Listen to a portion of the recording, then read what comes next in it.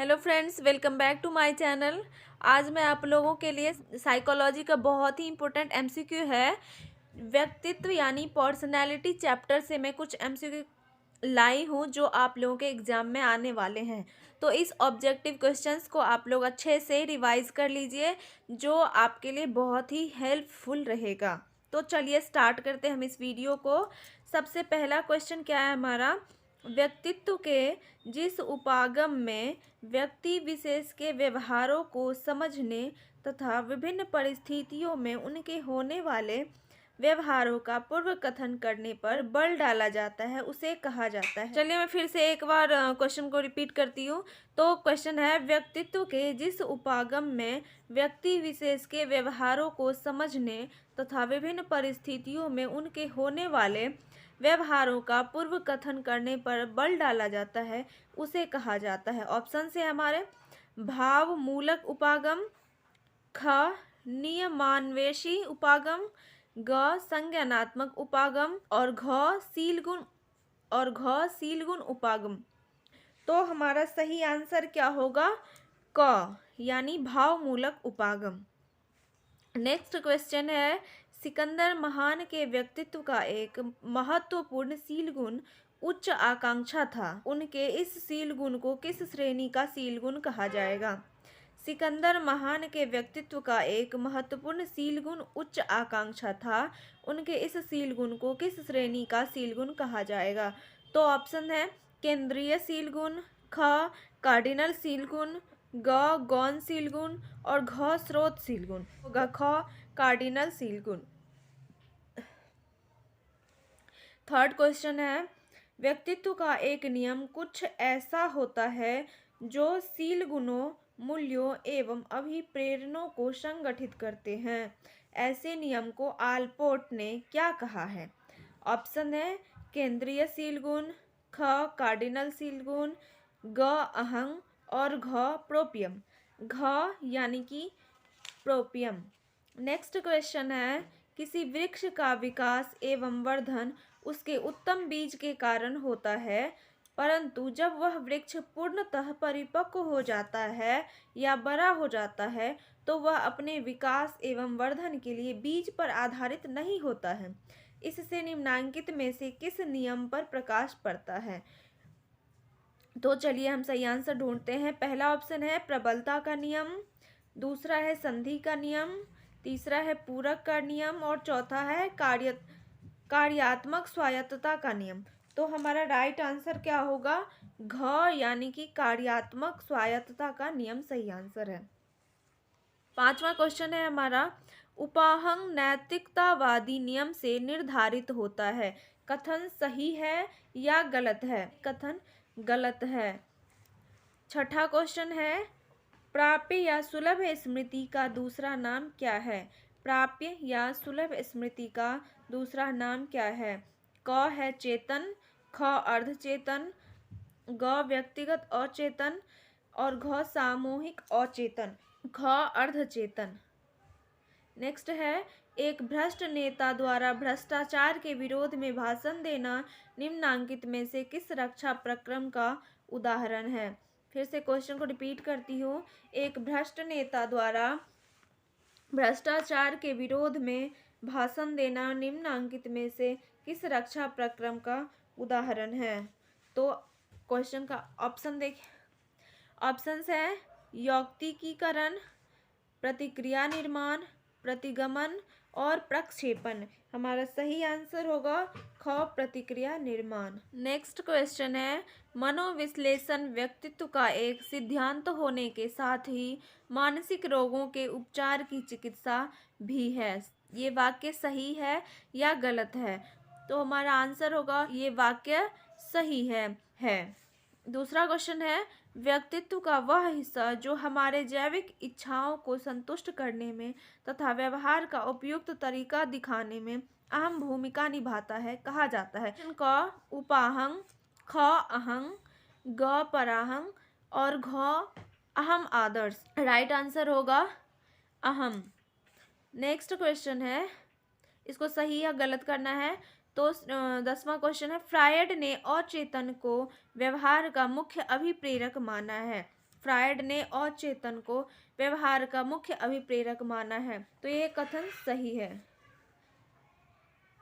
11वां question है, रक्षा प्रक्रम का उपयोग सिर्फ मनोवैज्ञानिक रूप से अस्वस्थकर व्यक्तियों द्वारा ही किया जाता है। सही है या गलत है? इसका सही आंसर होगा कि ये गलत है। 12 है, खाओ पियो और मौज करो की ओर व्यक्तित्व का कौन सा हिस्सा आपको आकर्षित करता है? ऑप्शंस हैं उपाहंग, अहम, पराहंग, अहंग आदर्श, अहम आदर्श। क उपाहंग। 13वां क्वेश्चन है, इसे भी सही गलत करना है। फ्रायड के अनुसार यौन मूल प्रवृत्ति यौवनावस्था में उत्पन्न होता है। ये सही है या गलत है? तो ये गलत है।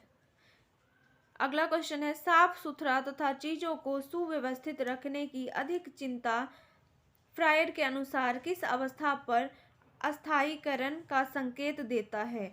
ऑप्शन है मुखावस्था, ख गुदावस्था, लिंग प्रधानावस्था, घ अव्यक्तावस्था। तो हमारा सही आंसर क्या होगा? ख गुदावस्था। नेक्स्ट क्वेश्चन है, आलपोर्ट के अनुसार व्यक्ति को उत्तम ढंग से परिभाषित करने वाला सबसे प्रमुख सील गुण कौन होता है?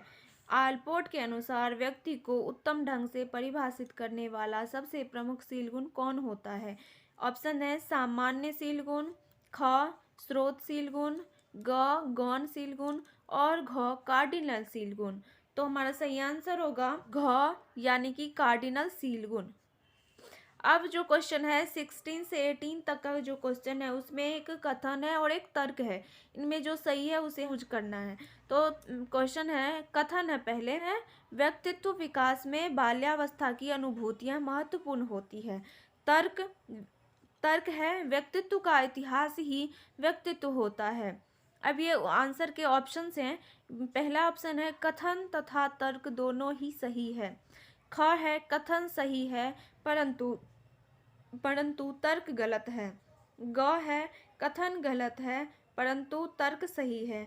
और घ कथन तथा तर्क दोनों ही गलत हैं। सही आंसर क्या होगा? क यानी कि कथन तथा तर्क दोनों ही सही हैं। व्यक्तित्व विकास में बाल्यावस्था की अनुभूतियां महत्वपूर्ण होती है, ये भी से सही है। व्यक्तित्व का इतिहास ही व्यक्तित्व होता है, ये भी सही है। चलिए बढ़ते हैं अगले क्वेश्चन की ओर। तो हमारा अगला क्वेश्चन है, कथन उत्तम मानसिक स्वास्थ्य वाले व्यक्ति की सामाजिक अभिरुचि विस्तृत होती है। तर्क मानसिक स्वास्थ्य विभिन्न तरह की अभिरुचि को जन्म देता है। अब हमारा ऑप्शन है कथन तथा तर्क दोनों सही है। कथन सही है परंतु तर्क गलत है। कथन गलत है परंतु तर्क सही है। कथन एवं तर्क दोनों ही गलत है। तो हमारा राइट आंसर जो होगा वो होगा ख, यानी कि कथन सही है परंतु तर्क गलत है। कथन क्या है? उत्तम मानसिक स्वास्थ्य वाले व्यक्ति की सामाजिक अभिरुचि विस्तृत होती है, ये सही है। मानसिक स्वास्थ्य विभिन्न तरह की अभिरुचि को जन्म देता है, ये गलत है। अगला क्वेश्चन है जिसमें कथन दिया गया है, व्यक्ति का वर्तमान अभिप्रेरक उसके व्यवहार का मुख्य निर्धारक होता है। तर्क है वर्तमान अभिप्रेरक की उत्पत्ति गत इच्छाओं एवं अभिप्रेरकों से स्वतंत्र होता है। ऑप्शन है कथन तथा तर्क दोनों ही सही है। ख कथन सही है परंतु तर्क गलत है। ग कथन गलत है परंतु तर्क सही है। और घ कथन तथा तर्क दोनों ही गलत है। हमारा सही आंसर होगा क कथन तथा तर्क दोनों ही सही है। व्यक्ति का वर्तमान अभिप्रेरक उसके व्यवहार का मुख्य निर्धारक होता है, ये सही है। वर्तमान अभिप्रेरक की उत्पत्ति गत इच्छाओं एवं अभिप्रेरकों से स्वतंत्र होता है, ये भी सही है। नेक्स्ट क्वेश्चन है, इसे सही गलत करना है। कार्यात्मक स्वायत्तता के नियम का प्रतिपादन फ्रायड द्वारा किया गया है। कार्यात्मक स्वायत्तता का नियम फ्रायड द्वारा किया गया है या नहीं? तो कार्यात्मक स्वायत्तता का नियम फ्रायड द्वारा नहीं किया गया है, इसीलिए ये कथन, ये वाक्य गलत है। अब नेक्स्ट क्वेश्चन है, इसमें हमें फिल करना है। तो फर्स्ट क्वेश्चन है, ब्लैंक वाले व्यक्ति में प्रतिस्पर्धा तथा उपलब्धि अभिप्रेरक प्रबल होता है। इसमें क्या होगा आंसर? तो इसका आंसर होगा द्वितीय जन्मक्रम। द्वितीय जन्मक्रम। दूसरा क्वेश्चन है, ब्लैंक को विषाद का एक जोखिम कारक कहा गया है। ब्लैंक को विषाद का एक जोखिम कारक कहा गया है। अर्जित निस्सहायता, यानी कि अर्जित निस्सहायता को विषाद का एक जोखिम कारक कहा गया है।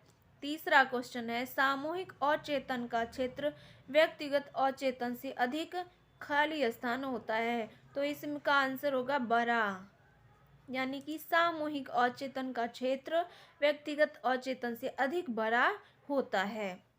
पीढ़ी दर पीढ़ी से चली आ रही बातें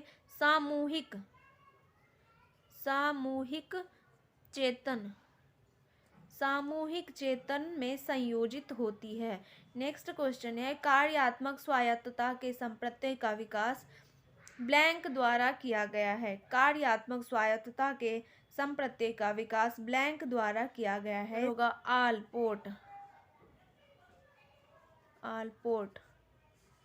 आलपोर्ट ने कार्यात्मक स्वायत्तता के संप्रत्यय का विकास किया। ये सारे एमसीक्यू मैंने पर्सनैलिटी चैप्टर से लिया है, तो इतना क्वेश्चन आप रिवाइज कर लीजिए। साइकोलॉजी का जो भी क्वेश्चन आएगा पर्सनैलिटी चैप्टर से, उसमें ये आ सकता है। तो इन सारे क्वेश्चंस को आप एक बार अच्छे से रिवाइज कर लीजिए। मिलते हैं नेक्स्ट वीडियो में, तब तक के लिए बाय बाय।